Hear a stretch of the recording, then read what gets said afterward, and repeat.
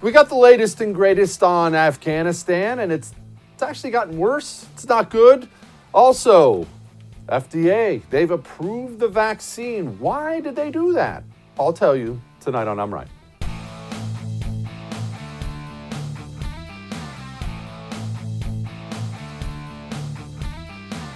David. John, were you being deliberately vague when you said the number of Americans was several thousand, or was it because you're not sure of the number? I think I'm just going to leave it at several thousand right now, Dave. Well, then tell us why. Because I think the number is very fluid, and it literally changes nearly by the hour. It's not more fluid than these 11,000, 37,000. I'm going to leave it at several thousand right now.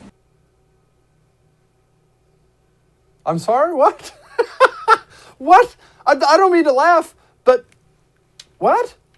The number's fluid? It changes. Okay, we have a country.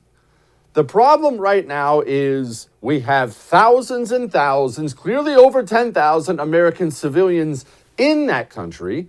That country is mostly controlled by a barbarian horde.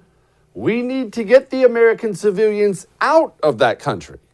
This is not fluid. Those are facts. But again, Mr. Producer, in a second, I'm going to want you to play this again. Doesn't this remind you of a conversation you'd have with your wife if you went golfing with your buddies and had too many beers, or a conversation your kid would have with you if they accidentally broke something and didn't want to tell you about it? I mean, the situation's fluid. I mean, we don't have to, look, there are a lot of ins, a lot of outs. We don't have to go into that. Listen to this again. David. John, were you being deliberately vague when you said the number of Americans was several thousand, or was it because you're not sure of the number? I think I'm just going to leave it at several thousand right now, Dave. Well, then tell us why. Because I think the number is very fluid, and it literally changes nearly by the hour. It's not more fluid than these 11,000, 37,000. I'm going to leave it at several thousand right now. That's not an answer. This is part of the reason why Joe Biden's job approval rating is in free fall. What's going on?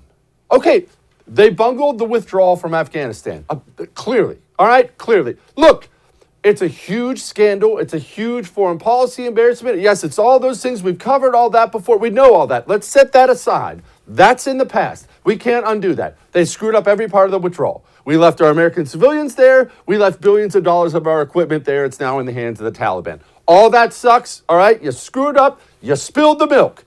Okay, we can't unspill the milk. We got to figure out how to clean it up now. And we can't get straight answers, not from anybody. We still have civilians there, lots of them, American citizens. And let me clear something up right now.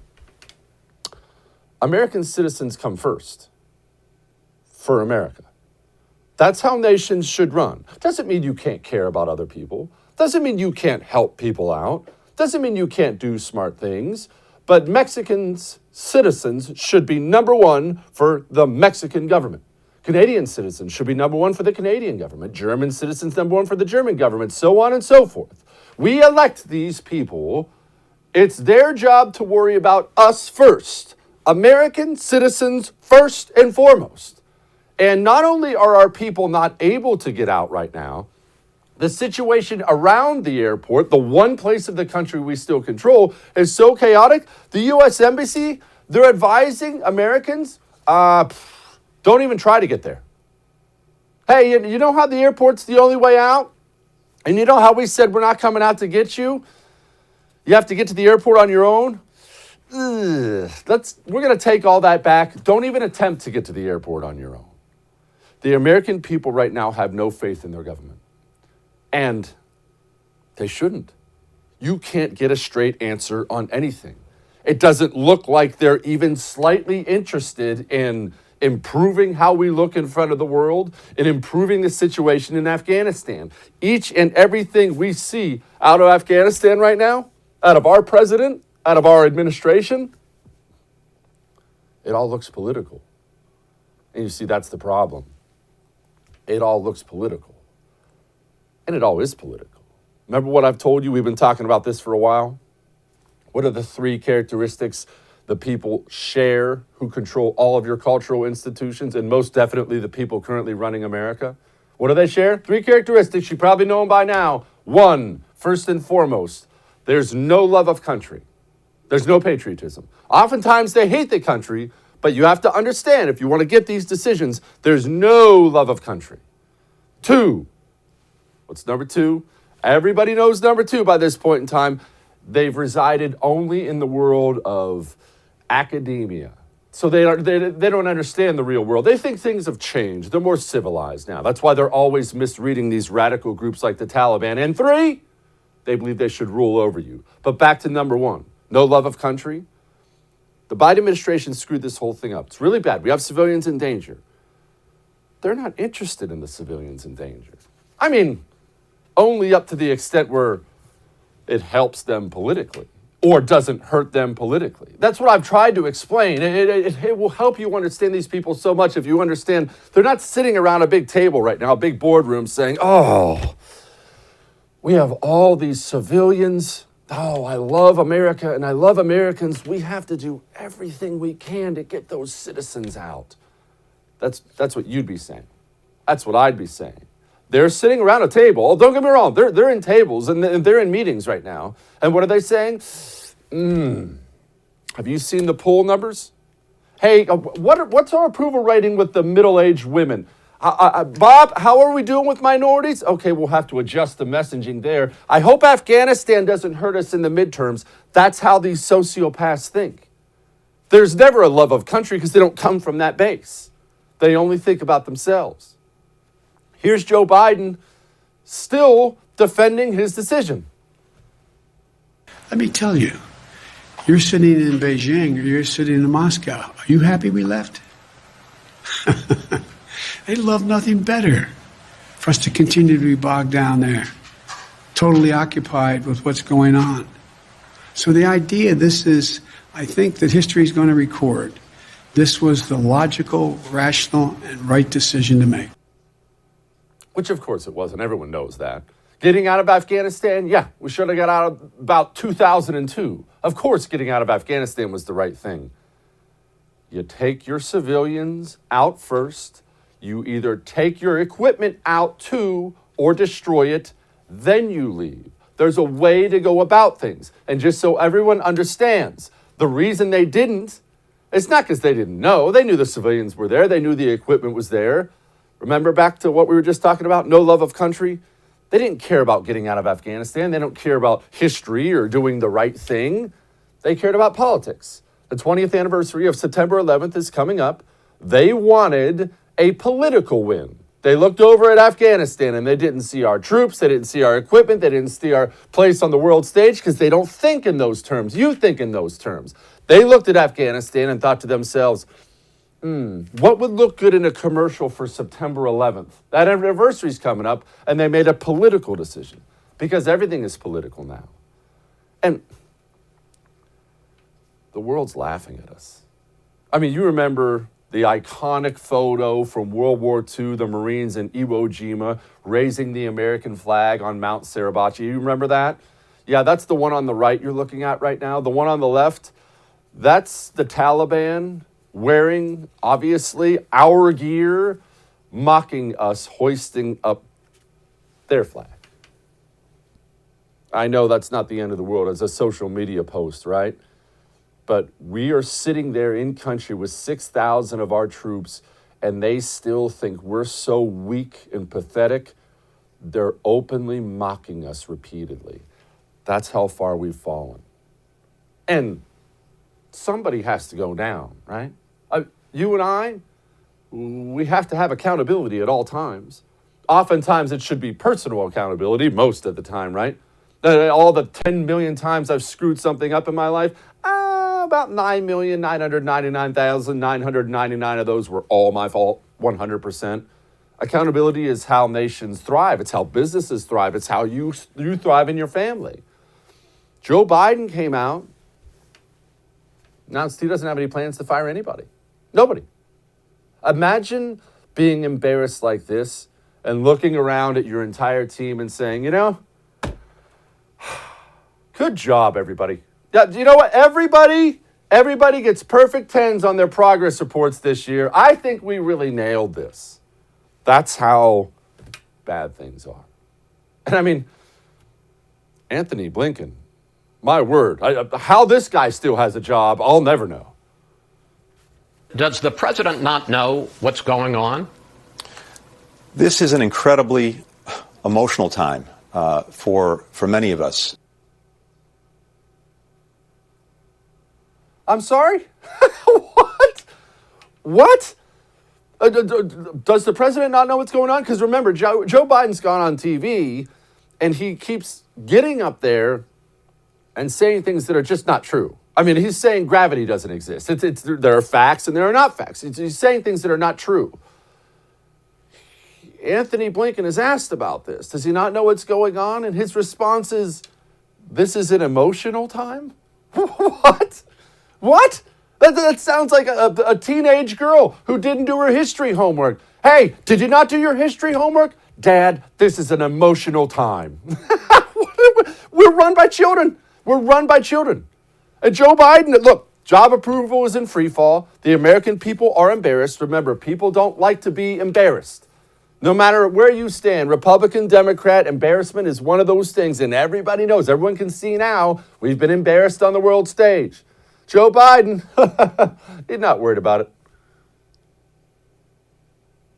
A majority of Americans, and forgive me, I'm just the messenger, no longer consider you to be competent, focused, or effective in the job.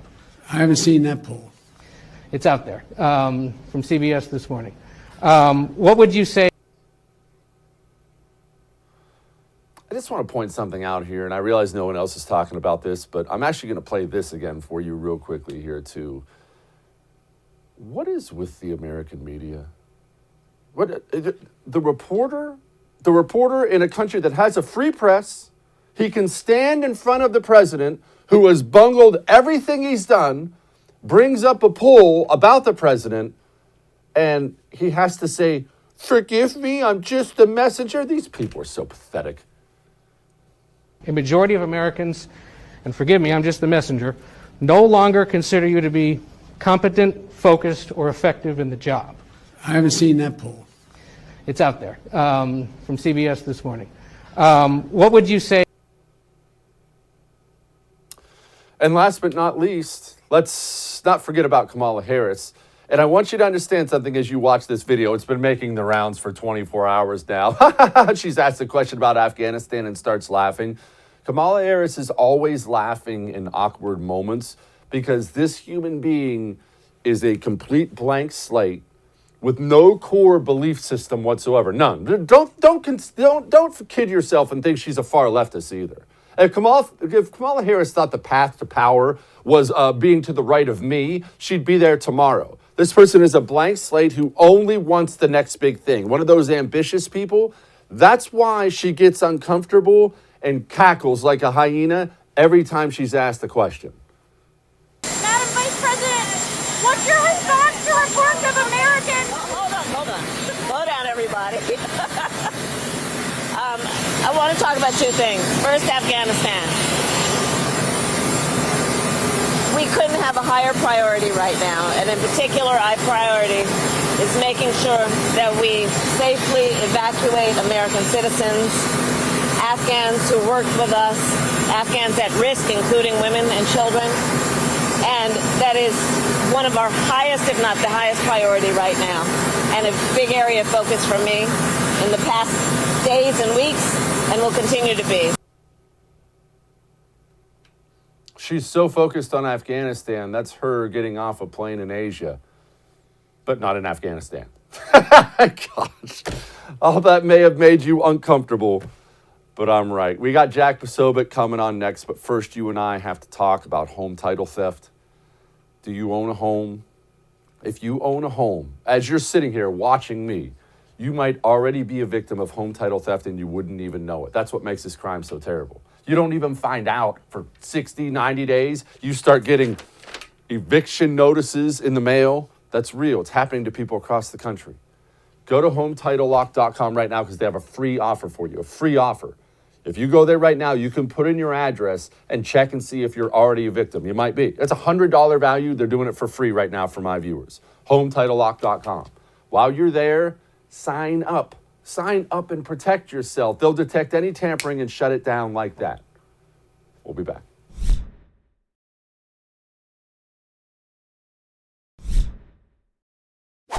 I can't think of anyone better to lead this operation than Deanne Criswell of FEMA. Clearly.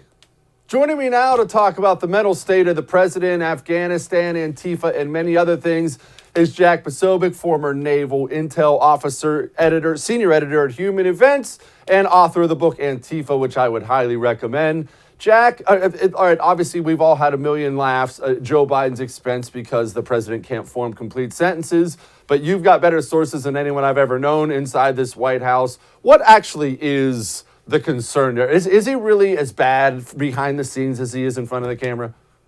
Well, Jesse, I'd just like to say it's great to be here on the show. No, so what's going on behind the scenes at the White House right now is something that's really been happening for months at this point. And the idea was this sort of Faustian bargain that if they can get this guy, you know, 1 or 2 events a day, make sure to hold them kind of in the middle of the day. You notice he doesn't really do evening events. He doesn't have primetime addresses. They always seem to come in the mid-afternoon or the early afternoon, right? There's no late time, primetime events with this president. All of a sudden, whereas with Trump, Obama, Bush, et cetera, you would always have the ubiquitous primetime event. This is because he doesn't do well after a certain time, right? They call it sundowning. They know what's going on behind the scenes. They know that he's having trouble remembering names. And they also know that he's starting to, as the pressure mounts, as the stress is mounting up to him. Remember, we kept being told he's going back to Wilmington. He's going back to Wilmington. What president in the right mind? No staff is making that call, say, hey, let's head back to Wilmington, Mr. President. Who cares? It's a crisis. Look, people like Ron Klain on his staff, people that are around him, they know that it looks bad. He's the one who's saying he wants to go back. He keeps telling them, if I could just get, a couple of good nights in while I'm at Wilmington, while I can get some rest, get some sleep while I'm there, then I'll be back, then I'll be rejuvenated. Remember, he was a commuter for all the years that he was a senator and for a large amount of the time that he was the vice president as well, going back and forth from Wilmington, obviously not that far from Washington, D.C. He's now having trouble sleeping in the White House. He's telling people he's the one driving that, trying to go back to Wilmington. They send all the press out. I actually think it's kind of funny. They send all the press out for a departure, acting like they're going to go back, and then they keep pulling them back. It happened 3 times last week. This is going on because he is not well behind the scenes. The British are making fun of it. They're saying it publicly. You've got British ministers that are coming out saying this. Macron basically coming across on the phone call where, it had to be scrubbed on the U.S. readout of the call. But in the French readout of the call, he was very clear. He said, we feel like you've abandoned us and you've collapsed completely in terms of your commitments to the fight and just really in your collaboration with us. So we need to find out what's going on. This was sort of a rumor that was going around the G7. Now it's out in public for all to see. Okay, our foreign allies, Macron and others, are they under the impression we are weak, incompetent, flat out against them now? I'm trying to gauge what exactly is the mood when it comes to how our allies are looking at us right now across the world. Well, the mood really is incompetence, right? There was this joke behind the scenes before that, okay, well, Biden's he's there, the Yeltsin of the United States, right? He's up there, but at least maybe there'll be some people around him who are the adults in the room making decisions and we can deal with them. And we didn't like the Trump people because they were too nationalist and populist and we didn't like their politics and they wanted to, vet refugees instead of just bring them in by the shovel load. And so now the problem is that they're realizing that it's not just Joe Biden. It's actually a complete incompetence across the U.S. government writ large, with him as not just the figurehead, he's the tip of the spear when it comes to the incompetence. And so you'd think the buck would stop somewhere because we know it doesn't stop with Joe Biden. Okay, Jack, I've been arguing that, yes, obviously incompetence comes into play because these people have only ever lived in academia. They don't understand the real world because they've never been in the real world. But beyond that, there's just a serious lack of patriotism. There's no love of country, so they approach every decision they make from a political standpoint because America's never a consideration. Is my off base on that? No, I mean, America to them is a collection of international agreements. It's the legal system. It's our justices. You know, America is a symbol to them in many ways, but it's not a real country filled with actual people. And you can see this, by the way, in some of the comments lately from never Trumpers and former Republicans like the CIA, former General Michael Hayden, who was heading of the CIA, saying that we should ship Trumpers back to Afghanistan, or guys like Tom Nichols coming out and saying, you know, I hate the base of both parties. Well, if you hate Republicans and Democrats, then who do you think it is that you're trying to represent, sir? The people of this country are the ones who live here that are facing these problems, that have to deal with your lockdowns, that are the ones sent overseas when you tell them to go fight, and they'll gladly do so and willingly do so if you tell them it's for our national security and defense of their home. But these are the ones that you are now turning around and saying that you despise, right? So who exactly is it that you represent? And that's why when I say America is symbolic to them, that's what I'm talking about. It's an avatar. It's not an actual place with people who live there. You've been all over the feud between the Harris camp and the Biden camp. Everybody and their brother knows these two hate each other, but what they don't realize is how bad it is behind the scenes. I'm assuming this whole Afghanistan fiasco has only deepened that rift. Well, absolutely. You know, you saw that last week it was really a stunning moment where I said, look, I used to call it a shade war, you know, throwing shade at each other. Now it's going hot. She usually comes out with him when he's going to make a statement, right? We were told for months, it's the Biden-Harris administration, Biden-Harris, right? But then all of a sudden, in the darkest hour of his presidency so far, right, in the Afghanistan debacle, when he's hauled back to the White House, they prop him up in front of the cameras. He says, Kamala, will you at least come out with me and just stand there? And she said, no.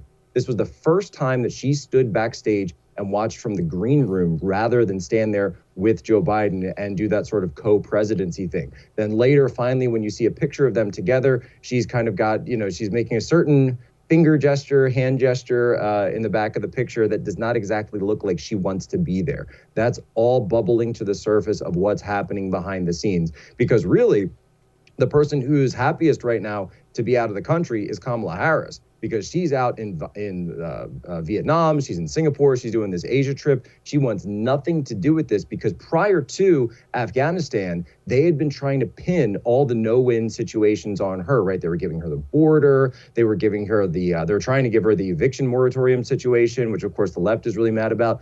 They were then going to try to put this on her. And you know, there's this comment that's been floating around saying, she's saying, you're not going to pin that one on me. So she was out as fast as possible. You know, a lot of people might have wanted to cancel that trip, not Kamala Harris. All right, Afghanistan, as it pertains to this White House, what is the plan? I understand they don't have a plan per se as far as a patriotic plan, but I'm sure they have a political plan. Every day I wake up and I see them making mistakes that I think make them look terrible politically to the country. Are they going to try to run out the clock? What is the plan?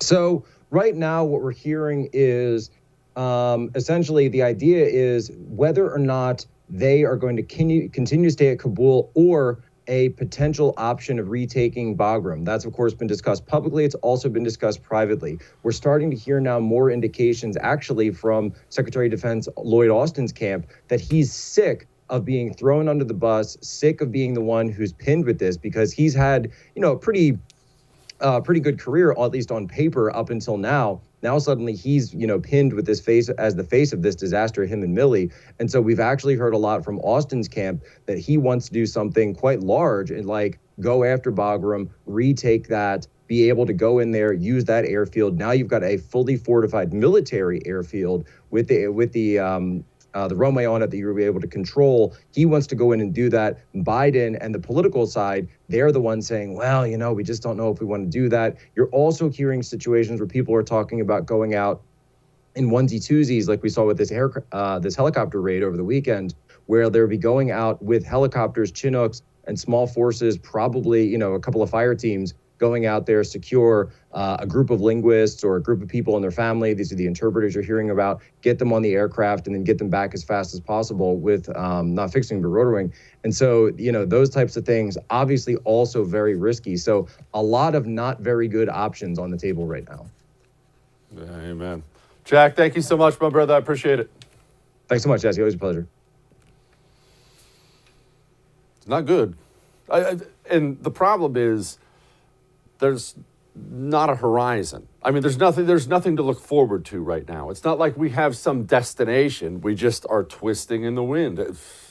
Look, we're still going to talk to Matt Salmon about this. I'm anxious to hear exactly what he has to say. But first and foremost, you dip?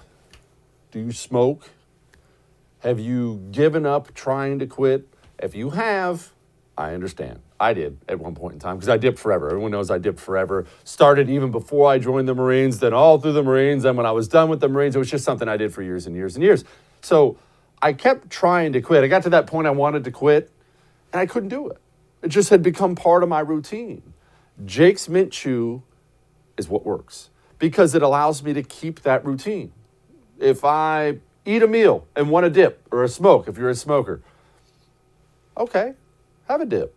Make sure it's Jake's Mint Chew because it's tobacco-free, it's nicotine-free, it's even sugar-free. They have 11 different flavors of long cuts. They have actually 4 different flavors of CBD pouches, which helps take that edge off when you're trying to quit. Go to jakesmintchew.com. Use the promo code Jesse. It'll get you 10% off. We'll be right back with Matt Salmon.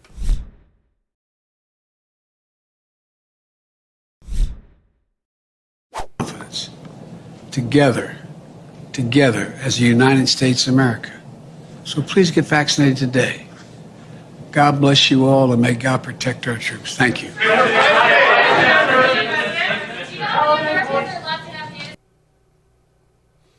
Well, that has become a pretty common scene in this country. We are in the middle of the biggest foreign policy debacle since Vietnam. The president strolls away after talking about COVID, and he's asked about Afghanistan. Joining me now to talk about that and other things is Arizona gubernatorial candidate, friend of mine and a really good dude, Matt Salmon. Matt,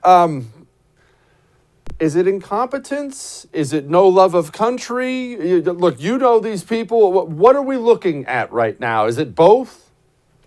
He's an idiot. I mean, that's the fact. He's an idiot.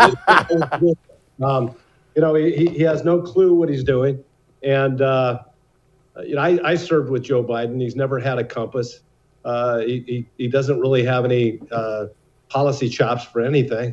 Over the years, every time one of the liberals in his caucus takes a position, he says, "Me too." He just doesn't have a rudder.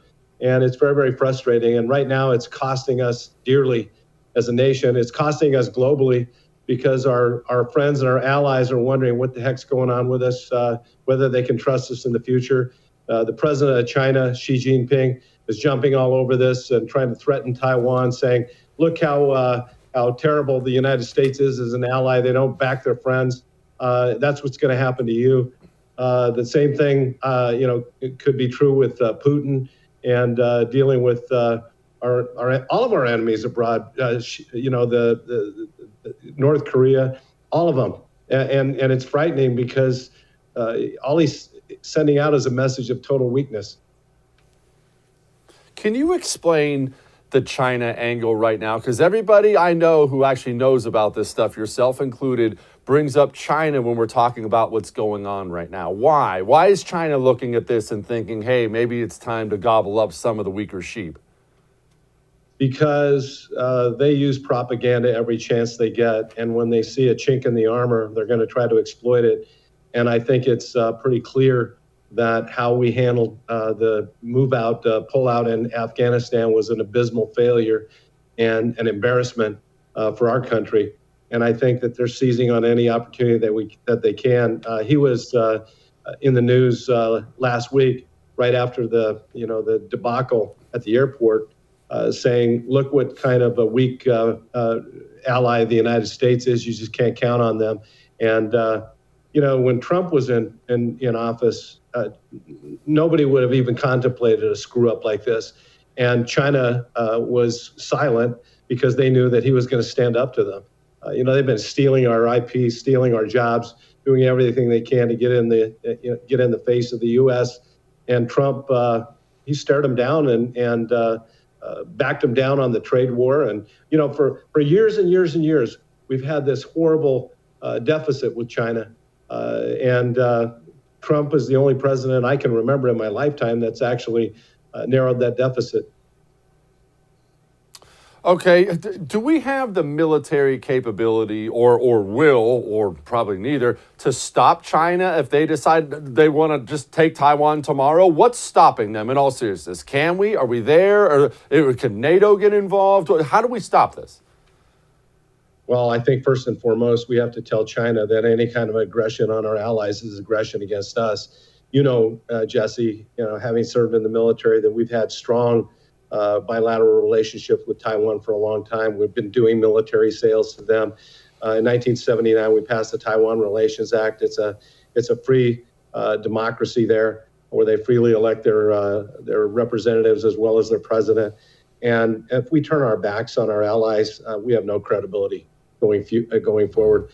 Look, I do still believe we have a strong and a great military. Biden hasn't completely ruined that yet. Some of the people that he's put in place, I think, have mixed priorities. They have wrong priorities. Instead of peace through strength, their idea is, talking about critical race theory and some of the other stupid things that they've been trying to shove down the throats of our military. But, we who are conservatives, we got to stand up and fight. We got to speak loudly. That's why I'm running for governor, because I think Washington, D.C. right now is a lost cause. And we're going to have strong leaders all across the country standing up and fighting back against the federal government, against its encroachment into virtually every aspect of our lives, against all the spending that they're doing, against the stupid things that they're trying to shove down our throats.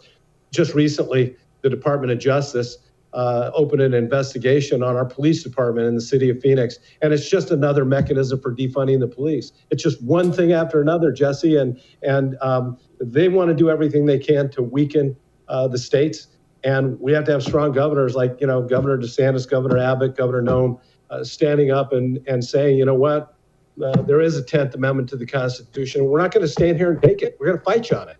We're going to stand up and fight for our states. We have our founding fathers envisioned that the real seat of power in this country was coming from the states and the people. That's why they created the 10th Amendment to the Constitution. We got to stand up and assert that and fight with everything we got, because right now the federal government has totally lost its way.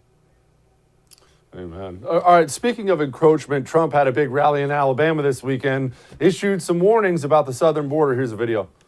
In a matter of mere months, Biden has thrown our southern border wide open. When I left office, we handed the new administration the most secure border in U.S. history, and they turned it into the greatest border disaster in American history, probably anywhere in the world. They're emptying their prisons out into our country. And I'm not just talking about Guatemala, Honduras, El Salvador, Mexico. I'm talking about Middle Eastern countries. Yemen, people are coming in from Yemen.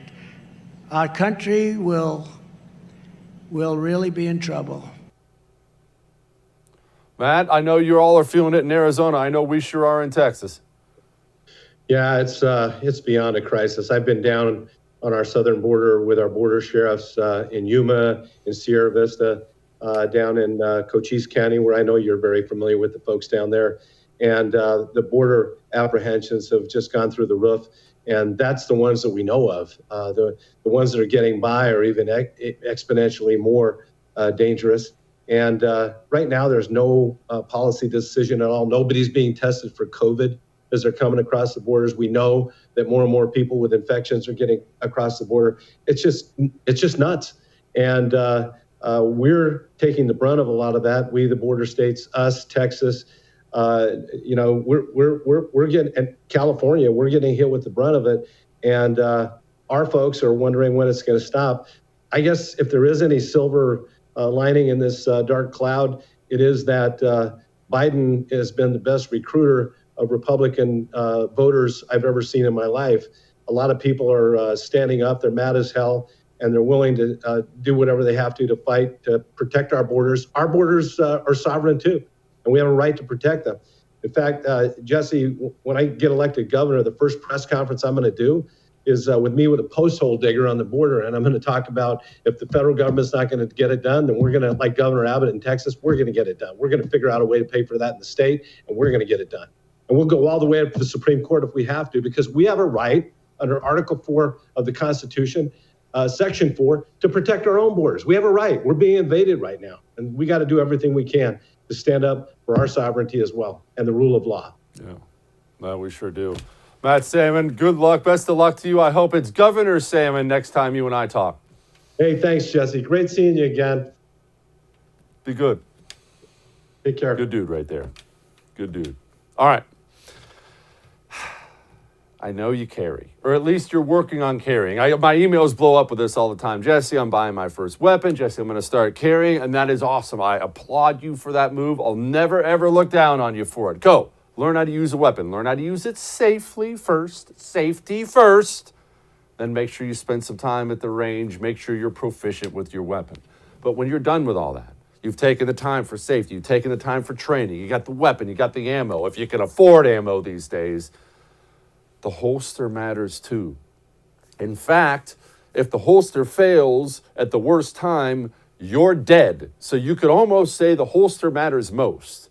Don't get some bulk-made piece of garbage.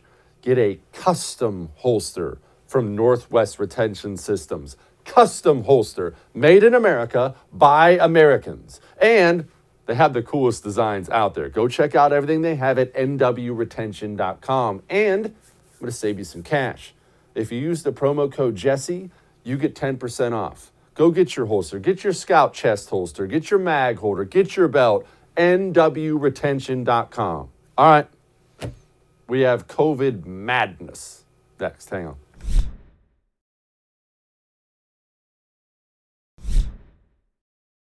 Today I'm calling on more companies, I should say, in the private sector to step up with vaccine requirements that'll reach millions more people.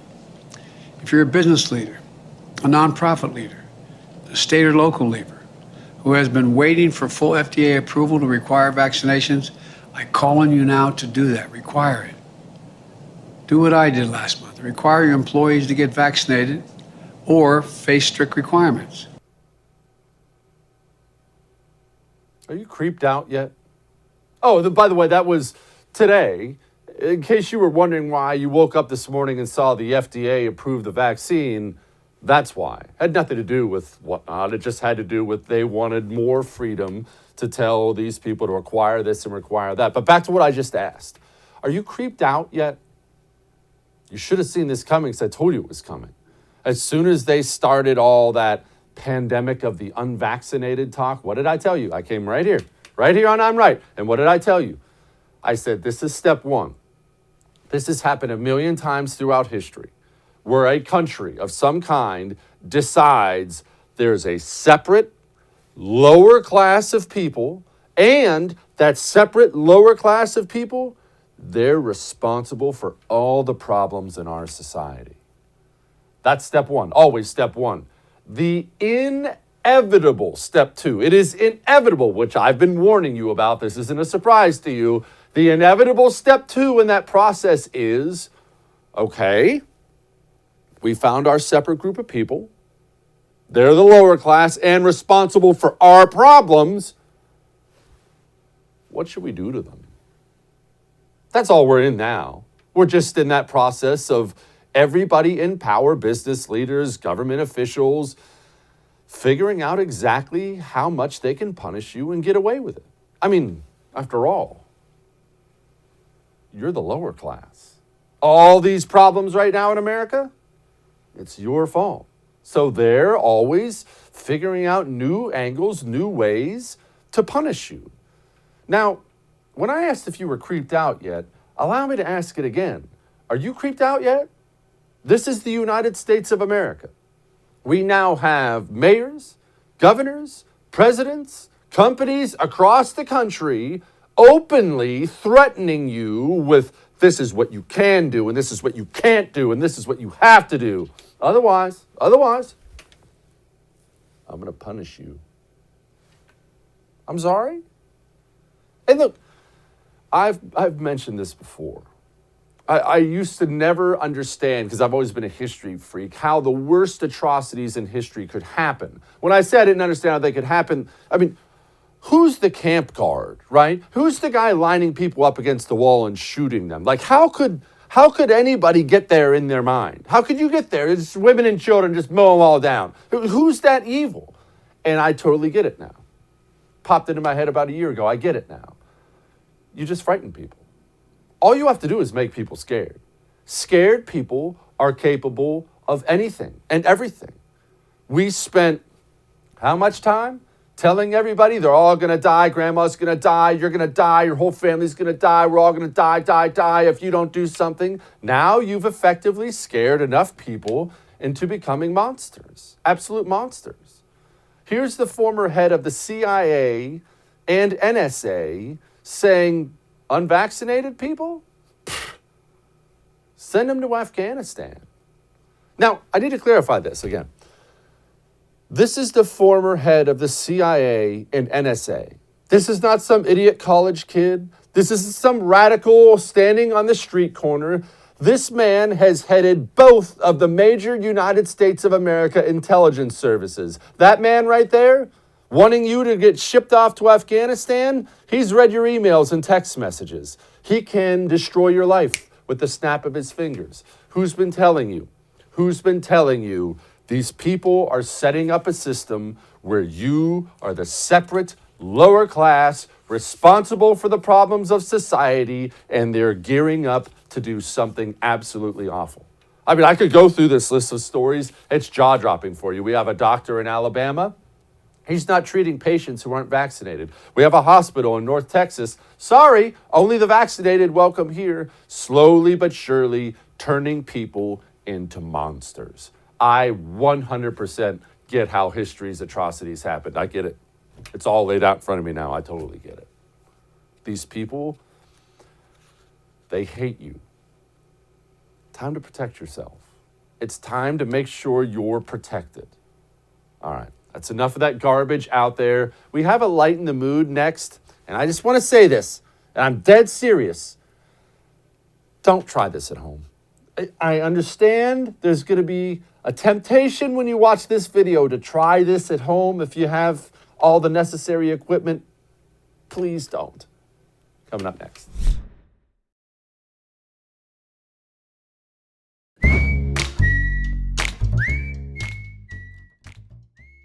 I had a thought today. Before I even woke up and found this video, I had a thought today. And you know what that thought was? I was thinking, testosterone is responsible for probably the majority of death and the majority of fun in the history of the world. Would you like to see Exhibit A? Here's Exhibit A.